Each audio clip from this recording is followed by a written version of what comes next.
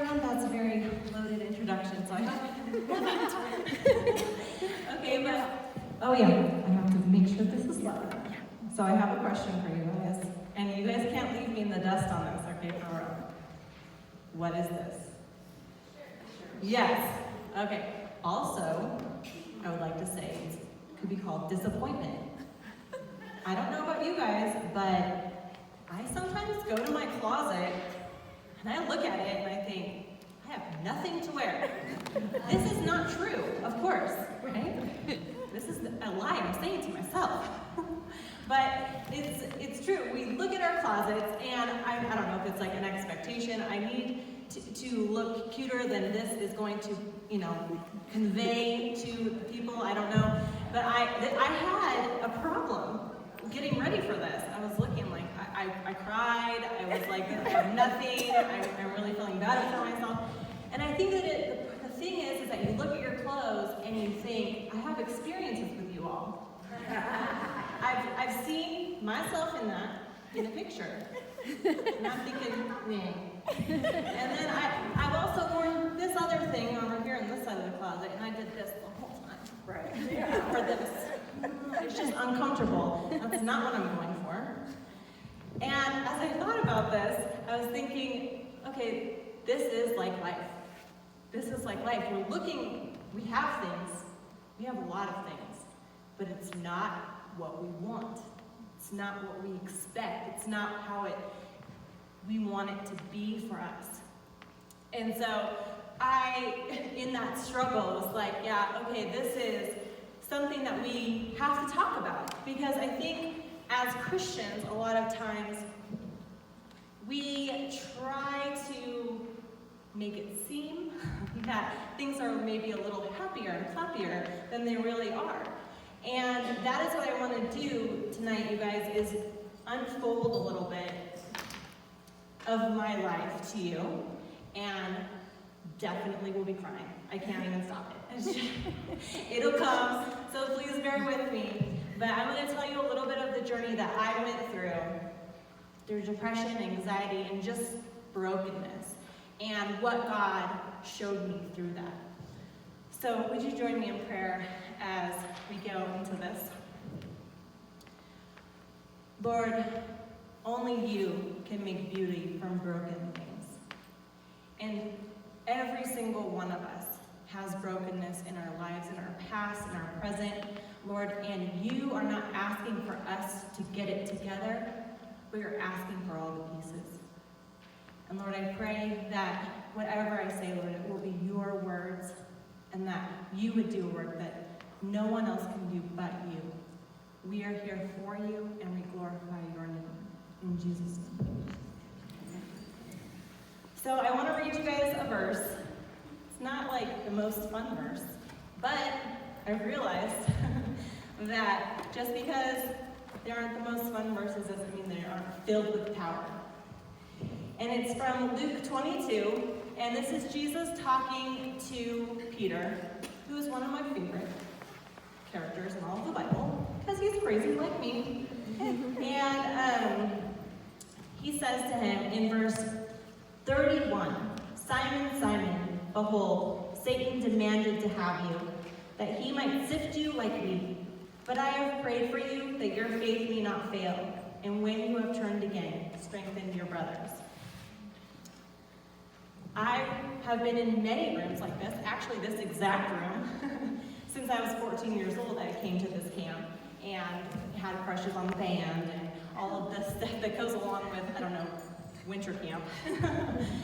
And it wasn't though until I was a little bit older. My whole identity was in Christianity. I went to a Christian school, I grew up in church, everything about me had to do with that, and I loved it. It defined me, defined my friends, everything. But I've been also in rooms like this, where I didn't know why that faith wasn't working for me.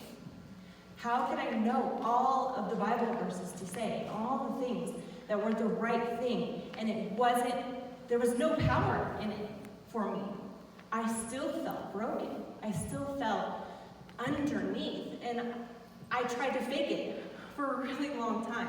I tried to keep pulling myself up by the bootstraps. I could do it. And there were times when I would sit in audiences like this at a church service, whatever it would be, desperate.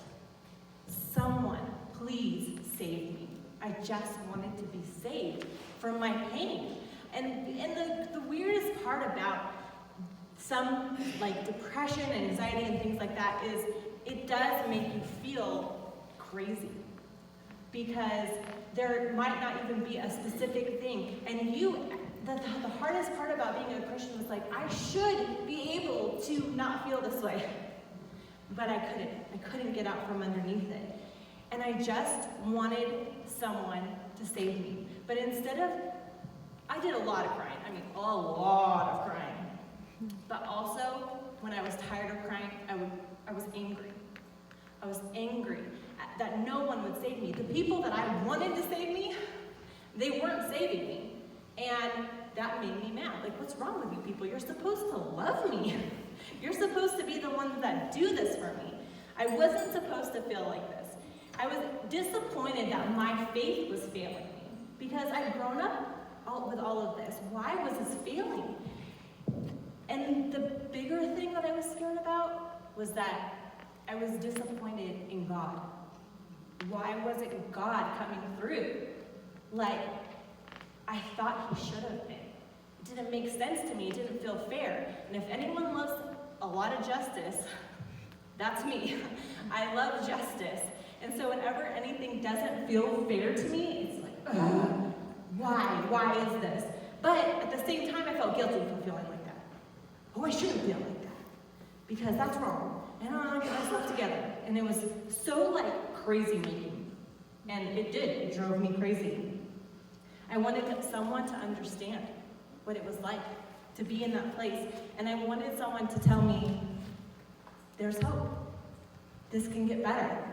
This will not have to last forever. I grew up a rule follower. I served. I went to church. All of that. I even was a leader in youth group, and I became the missionary girl. And I went on all the mission trips. And I felt like I even went overseas, and I served in Northern Ireland with Youth for Christ for about 3 years. And during that time, I felt like God spoke to me, and this was before all the brokenness hit me. I felt like he had spoken to me, Isaiah 61.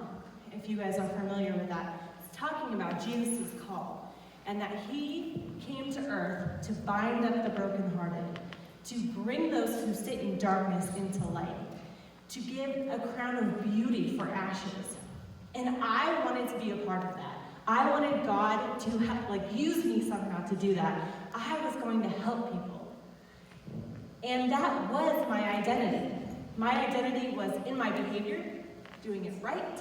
My identity was in my service, how much I could do for God, and my identity was in how well I could perform. I, like I said, love Peter. I relate to Peter because he's intense.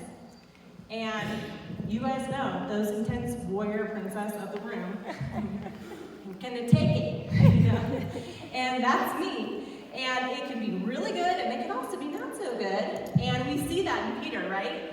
Like, I'll be the one to walk on the water, and he steps out, and he's out there walking on the water, and a couple chapters later, he's cutting someone's ear off. You know, you just don't know. He's a wild one. And I'm like that, you know? Like, I'll step out in faith, and I'll go serve you in Northern Ireland by myself. And then I'll also do something really mean to my husband and say something really mean and crazy. And it was like this flip side of that.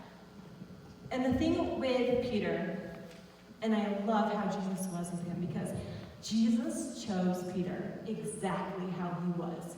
He was not surprised about how Peter was. And Peter had a lot of hope and trust in his own religion, in his own goodness, in his own, I got this, Jesus, you know, and we see him saying crazy things all the time. And, you know, Jesus saying, like, get behind me, Satan, and things like that, you know. But I think what I realized this last summer was that Peter meant what he said. He wasn't trying to be arrogant or puffed up. He truly believed that in his heart, that he would not go. Even right after these verses, it says, Peter said to him, he's always talking back to the Lord too. I might be guilty of that as well. Lord, I am ready to go with you, both to prison and to death.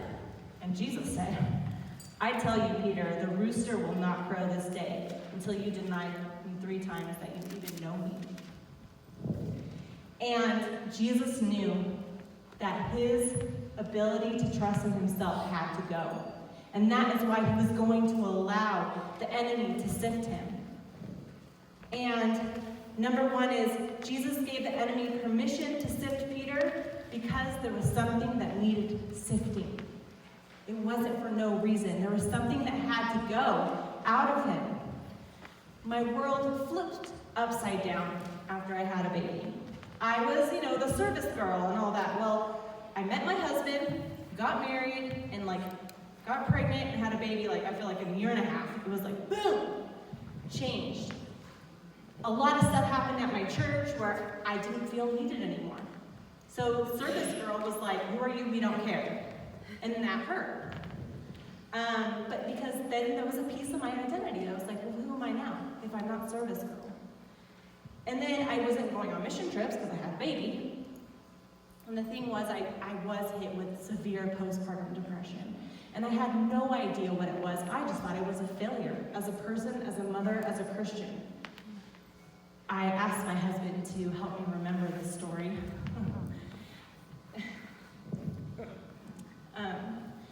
There was when my son was born, maybe 3 months in, maybe so. My husband is a godsend, and we can talk about him later, but he was amazing. And there was a time when I was on the floor of the kitchen, I want to die. I have no reason to live. I am a horrible mother. I am a horrible Christian. I can't get my act together. I can't pull myself up by the bootstraps. I hate myself. And no one will save me. My mom won't save me. My mom doesn't care. And it was all about my mom not helping me enough. I became so angry. And my husband was at a complete loss. Who did I marry? Where did that girl go? And I think that the truth was, I was saying that about myself. Where is the person that I used to be? Because she's gone, and some crazy girl is in her place. I wanted people to save me. I would always look for a position. I wanted authority or leaders to tell me I was okay. If I could only do enough, if I could only be the server again, then I would feel better. And it never happened. I wanted to prove something. I wanted to earn it. That was the beginning, and this lasted year after year after year. And I thought, certainly this has been long enough. And God said, no, there's more. One by one, God stripped every single thing that I found my identity in. If it was people and friends, it was having my second baby shower. My first baby shower, it was packed to the brim with my church family. My second baby shower, we had moved, and I invited several people, and nobody came.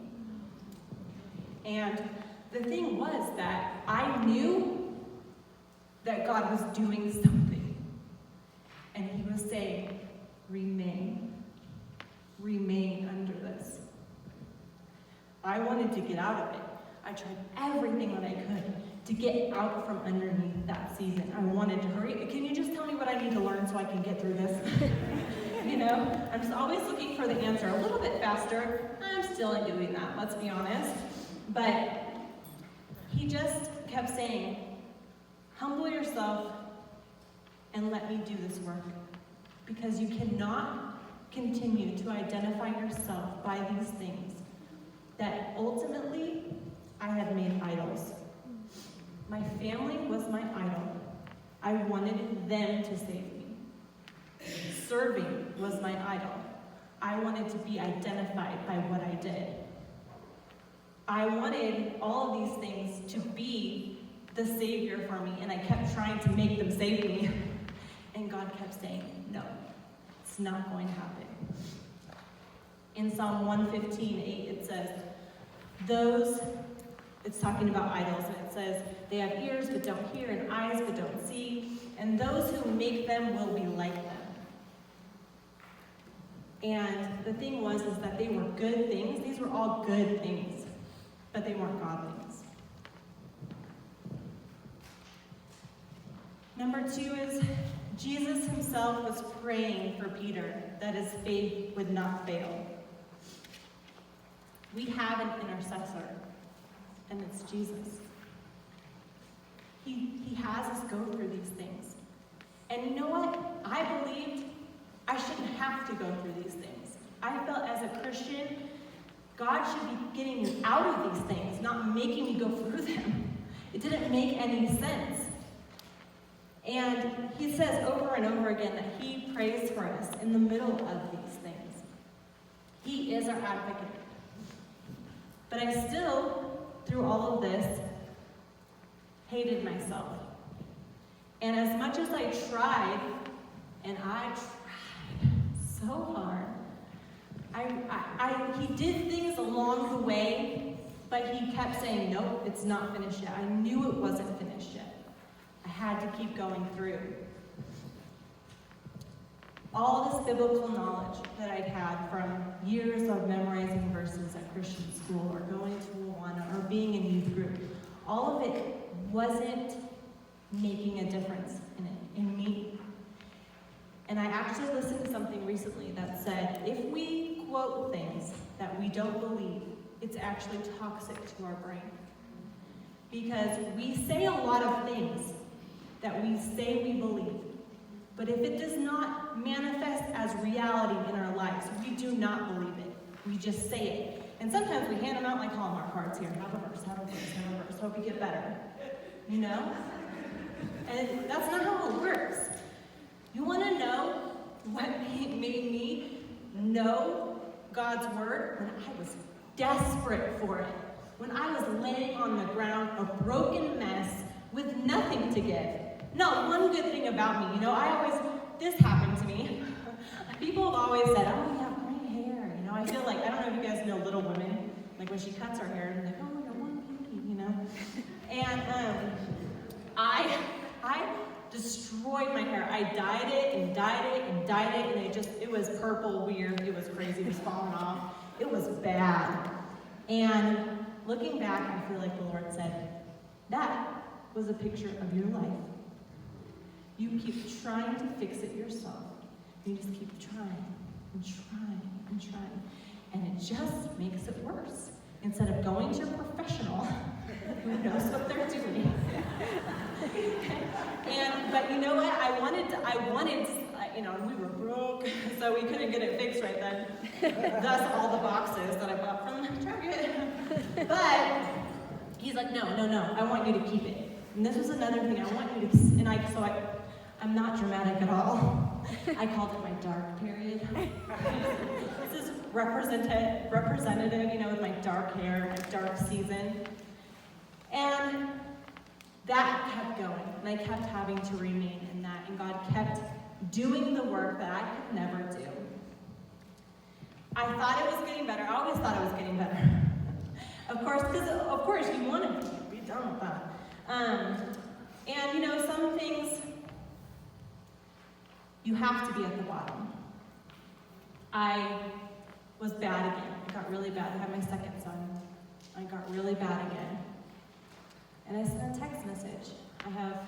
I'm the oldest of 4, and they're all married. And my mom and dad, I sent every single one of them a text message, which was a cry for help, really. Like, I'd been up all night, truly feeling suicidal.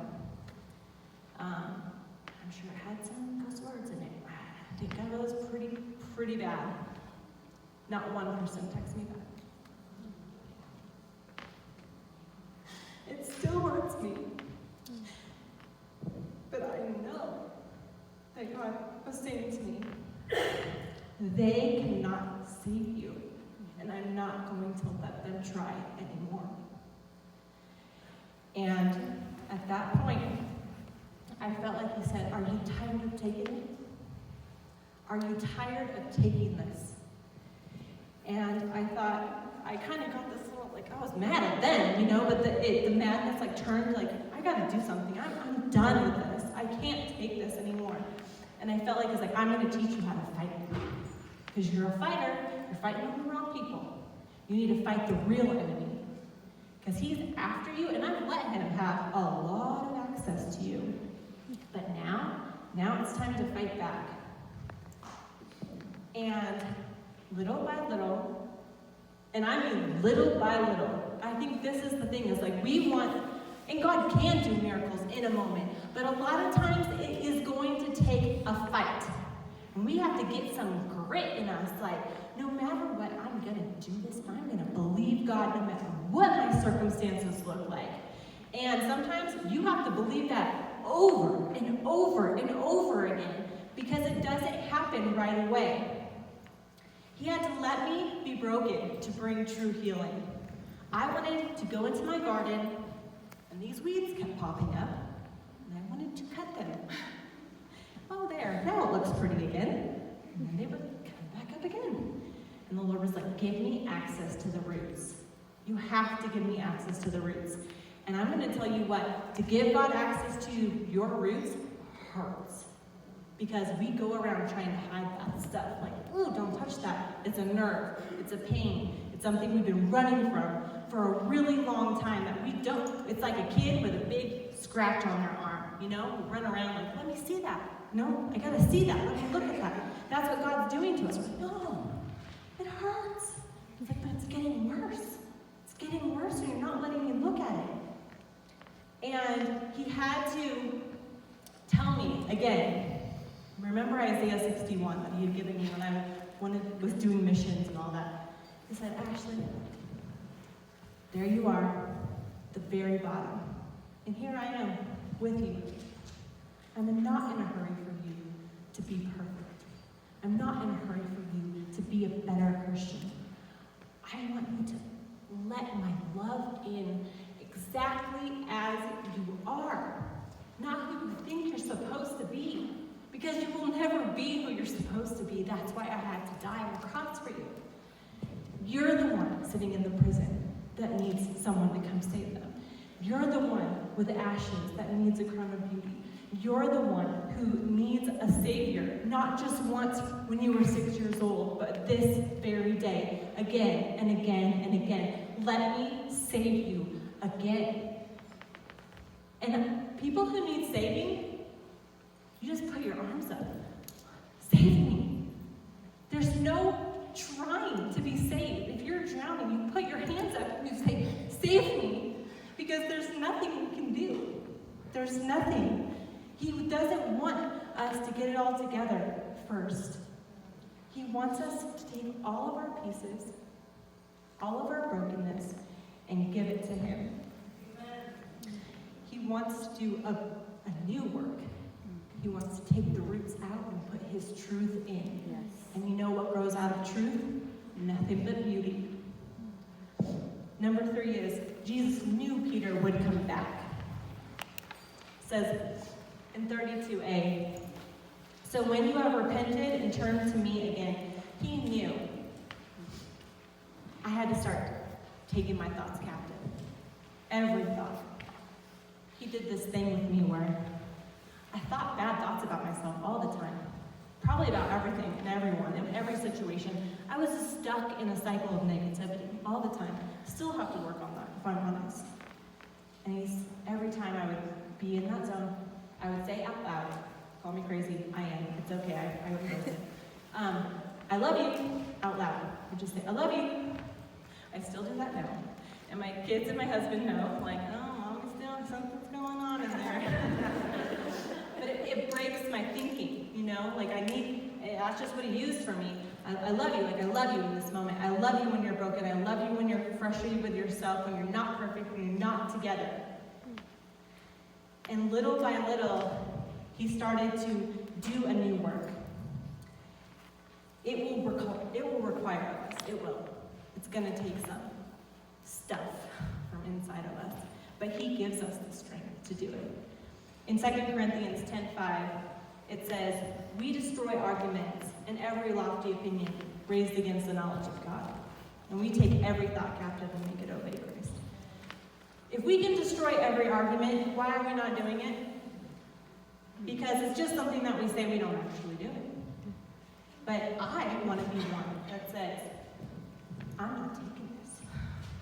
If God says I can have it, I'm having it. If God says I can be free, I'm going to be free. If God says I can be more than an overcomer, then I'm going to be an overcomer. Amen. Because we have to say, this is what God says. Do we believe this or do we believe lies? Because a lot of times I'm over here in the lie camp. Yes. It is hard. And Jesus is like, for real? Like, you have got to let go of that. Like, we're like, love it in here, and it feels comfortable. It's hard to let go of it. He's like, are you going to believe me or not? Because you guys, the Israelites, are we always talking about them? Like, oh, these people are crazy. We are those people. We are those people, like, well, go in and take the land. The Lord has given it to you. And we're like, I think so. There's giants in there. I didn't even try. And that is exactly what we do. Like, this problem is too big for me. I don't know. It's too big. Yeah, it is. You're right. It is too big for us. It's not too big for our God. Amen. We have got to know who our God is. And that is why David was able to go kill a Goliath, because he knew whose God was, way out in the shepherding field. And that's the place that he's going to teach you who he is. It's not on some mountaintop. And these experiences are great, and he will speak to us, but the hard work happens when you go home and that same problem is in your face again. Are we going to believe God? Because that's when the rubber meets the road. And he's saying, like, this is all this word, this is not just, oh, be super spiritual, do my devotions. This is life-changing fire that you are supposed to have transform your life, set you on fire, and go set the world on fire with it. In your way, in your gift, you have a purpose. If God did not have a purpose for you, you would not be here. So you have something to do. You have people to touch. If it's the lady at Target, if it's the person that's pumping your gas next to you, people need the truth. We have the truth in us, but we are so busy tending to our own wounds that we can't even start to address anybody else's. We cannot make disciples if we're broken. We have to let God do the healing in us, and it's gonna hurt. A lot of these things, it's gonna hurt.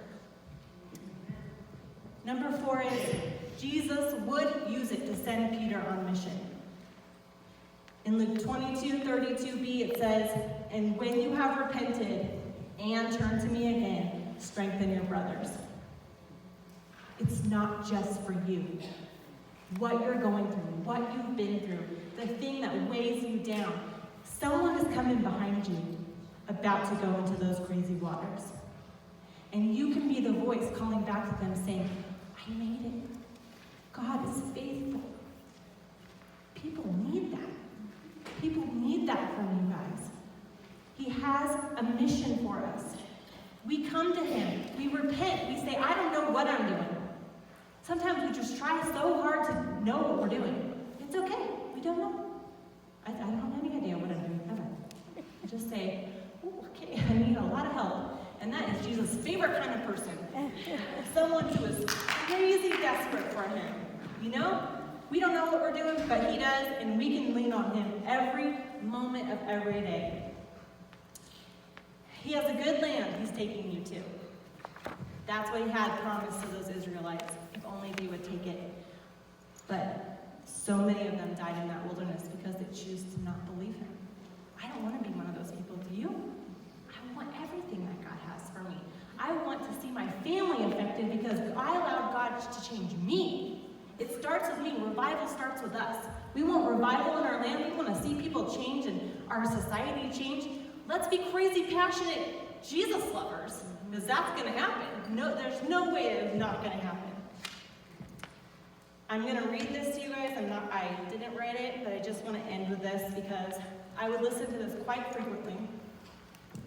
And it just speaks to my inner warrior. I'm not going to lie. So I'm going to say it to you guys, and I hope that it speaks to you.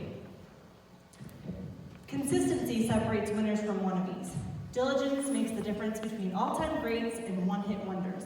For the race is not given to the swift or to the strong, but to the one who endures to the end. So pick yourself up, shake your past off, put one foot in front of the other, and do it again. When you hear that little voice saying, no one believes in you, you're too far behind, you're too small, this isn't working, and this isn't worth it, another voice rises to remind you that the same power, the same strength, the same Spirit who raised the Savior from a borrowed grave is alive and active in you. This is your guarantee of complete victory. The same God that delivered you from the lion and the bear can and will deliver this new giant into your hands. So draw the line, take your stand, and just like you wielded your weapons last time, do it again. You've been here before. The battle is not yours, it's the Lord's. And if he caused you to triumph back then, be confident. He'll do it again. Yesterday, today, and forever, Jesus Christ is the same. And in his name, you're unstoppable. He is the author and finisher of your future and your faith. Hold on one second. All things are started and sustained by his grace. He's never failed, he's never faltered, he's never wavered, and never lost. And he's not about to start. And he's not, but receiving this promise requires perseverance. For many are called, but few are chosen. Many begin, few are finished. So don't just do it again. I know sometimes it's hard to keep moving when you can't see your progress, when you've lost your perspective, when the pain you push past your breaking point. But this is no time to tap out. This is no time to back down. This is no time to turn around. Because the end of yourself is the beginning of him. The end of your strength is the beginning of his. So fix your focus, wake your courage, stir your confidence, and do it again. The dream God put inside of you is free, but to see it come to pass, you'll have a price to pay. Set your face like flint with determination and declare, I will do it again. When I have to do it against the wind, I'll do it again. When all hell is breaking loose, I will not be crippled by confusion. I will not sway to the cadence of complacency. When it feels like hope has disappeared from the horizon, and I've waited for rain, but I don't see any signs, I will look again. Lifting my eyes to the skies, I see a cloud the size of a man's hand, starting to expand. And it may start small, but little is much when God is in it. And I know I'll win if I just don't quit. Don't you dare quit. When you've marched 6 laps and those walls haven't fallen, take another lap. You're closer than you think you are. You're closer than you've ever been before. Walk on. You've come too far to faint. He who spoke it is able to fulfill it. Show up today, and the next day, and the next day. Press till something happens. Pray till something changes. Push till something breaks. Say within yourself, whatever it takes, whatever the cost, no matter what I feel, I've got a job to do, and I will see it through until God's kingdom comes and his will is done in my life. I'm leaving every excuse behind. I'm being transformed by the renewing of my mind. I'm taking up my cross and I'm following the one who will never stop short, who never surrendered, who said, you never leave me or forsake me. Jesus is with me always. He came and conquered, he died and rose again, and now he's calling me, commanding me to breathe again, trust again, give again, change again, expect again, rejoice again, fight again, rise again, right here, right now, in the name of Jesus, I will live again. Amen.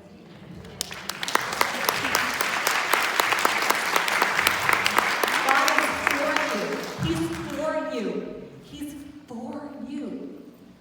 He loves you. He died for you. He's got something amazing for you. Get up and do it again. He wants every broken part of you. He wants to make it whole again. So I'm going to just pray for you guys.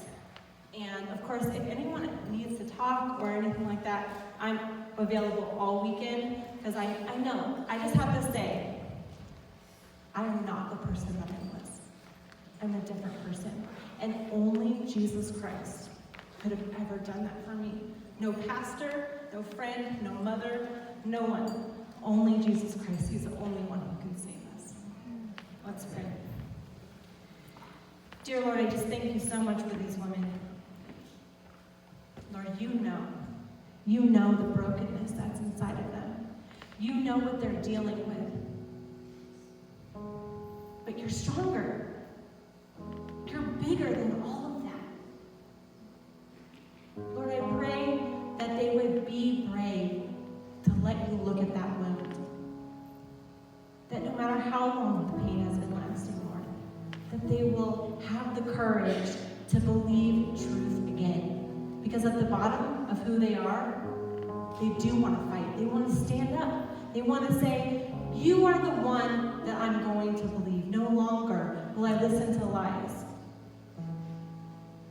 Lord, I pray that you would do something significant in people's hearts in the only way that you can. That you would give them a tenacity to believe and move in that belief and in that faith. Thank you that you want to do that in our lives. That you want to move and change us, Lord.